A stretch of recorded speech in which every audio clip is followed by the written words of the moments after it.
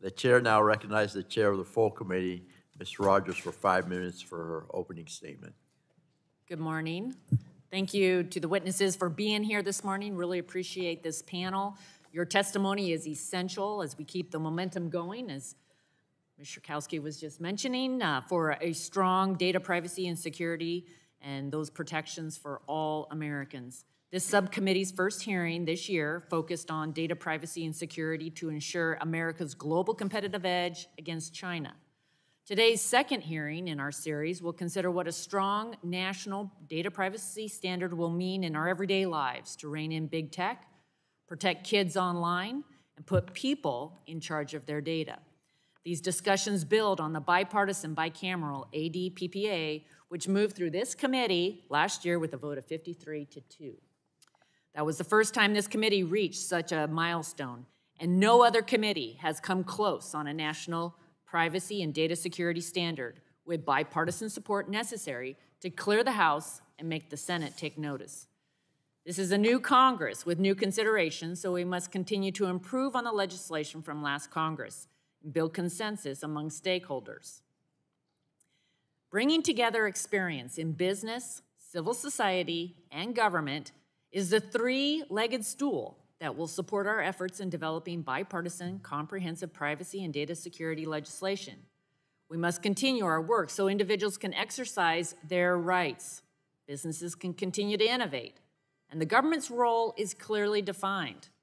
Today turns that conversation inward, so we are preserving the engine of innovation while ensuring that we aren't just dollar signs for data brokers and big tech.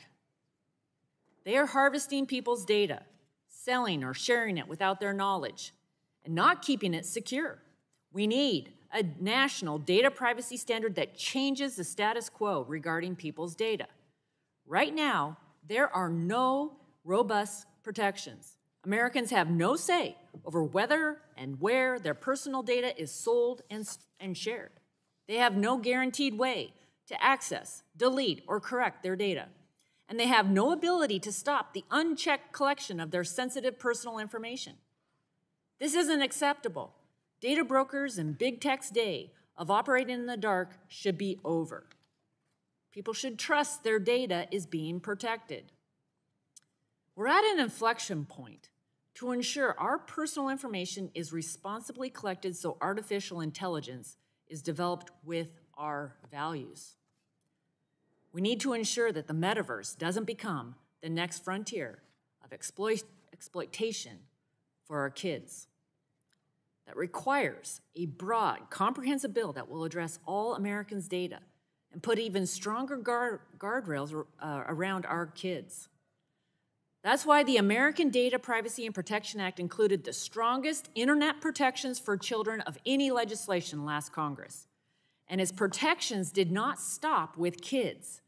ADPPA gave everyone data protections, no matter where they live and no matter their age.